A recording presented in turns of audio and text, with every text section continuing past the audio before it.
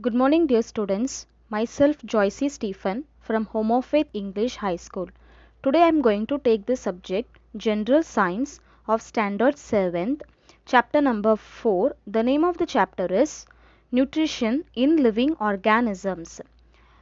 The concept of these lessons are role of nutrients and effects of their deficiency on plants, nutrition in animals, then type of nutrition.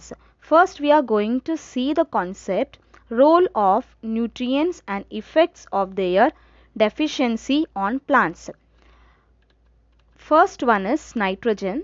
The function of the nitrogen are important component of proteins. Second point is chlorophyll and cytoplasm. The effects of deficiency are retardant or stunted growth. Second one is yellowing of leaf. Second one is phosphorus. Function for the phosphorus are conversion of light energy into chemical energy. Effects of deficiency of phosphorus are early leaf fall. Second one is late flowering. Third point is slow growth of roots. Next one is potassium. Function for the potassium is necessary for metabolic activities. Effects of deficiency of potassium are weak stem, wilting of leaves, failure to produce carbohydrates. The next one is magnesium. The function for the magnesium are production of chlorophyll. Then effects of deficiency are slow or retardant growth. Then yellowing of leaf. Next one is iron. Function for the iron is production of chlorophyll. Then effects of deficiency is yellowing of leaves. The next one is manganese. The function for the manganese are production of main plant hormones. Effects of deficiency is retardant growth, then spotted leaves. Next one is zinc. Function for the zinc are production of hormones and their intermediates. Effects of deficiency are retardant growth, then yellowing of leaves. The next we are going to see the next topic is nutrients in animals.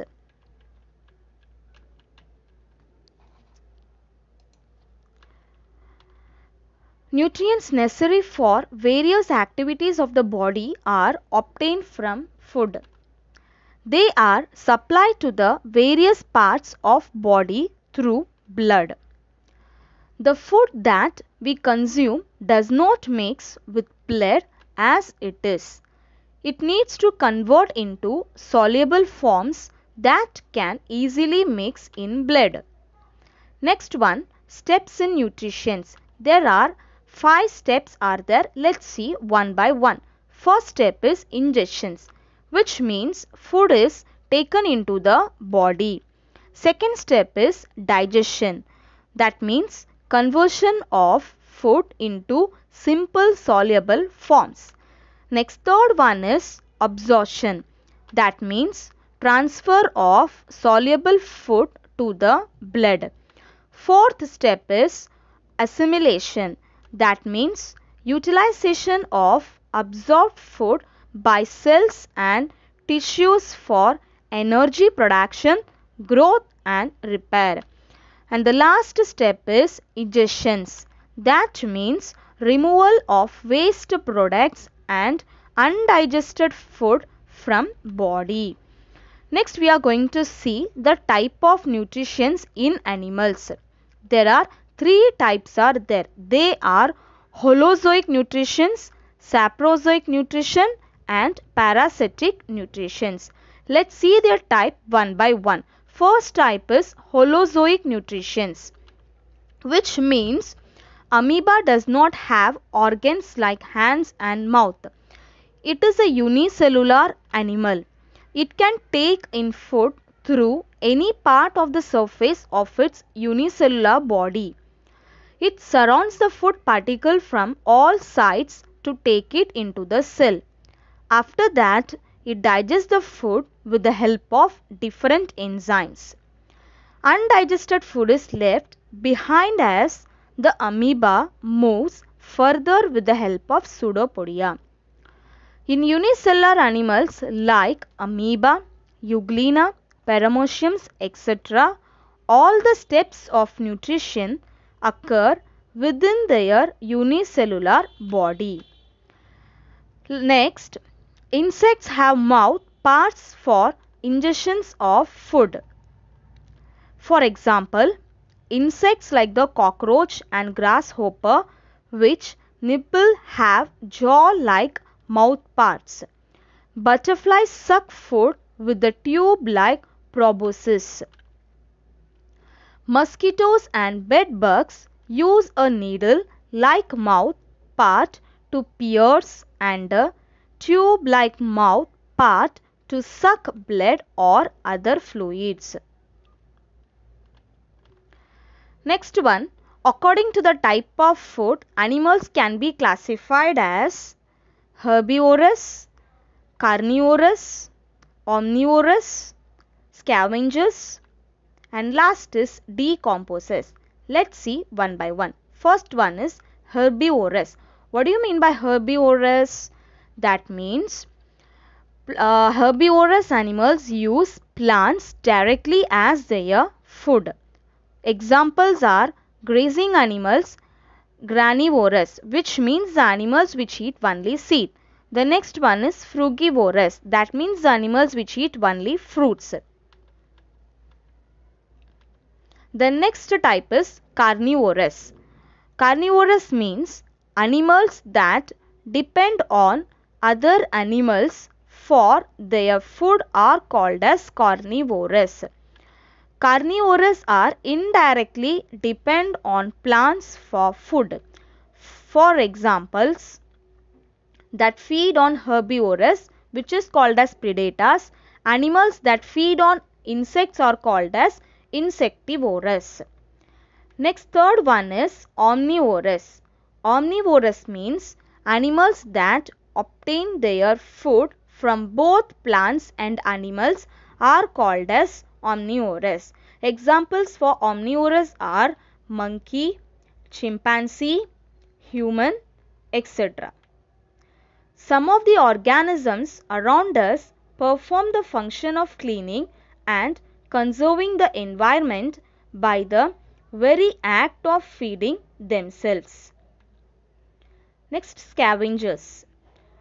Scavengers means obtain their food from dead bodies of animals. For example, vulture,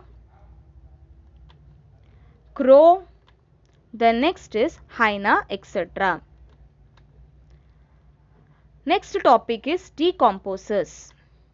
Decomposers are some microbes which obtain their food by decomposing the dead bodies of organisms or other materials. Next one is saprozoic nutrition. That means some insects, unicellular animals, etc. obtain the nutrients by absorbing the liquid organic material from the dead bodies of other animals or from the environment. Examples, houseflies. Next one is ant, and third example, spiders.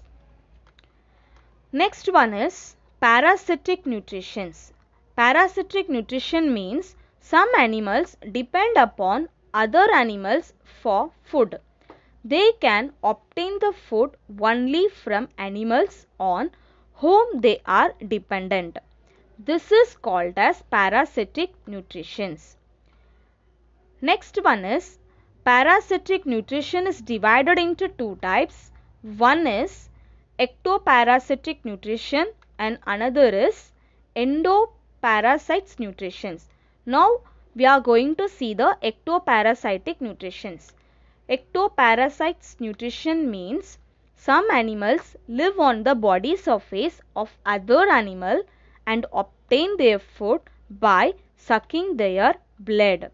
For example, sloths, bedbug and tick, etc.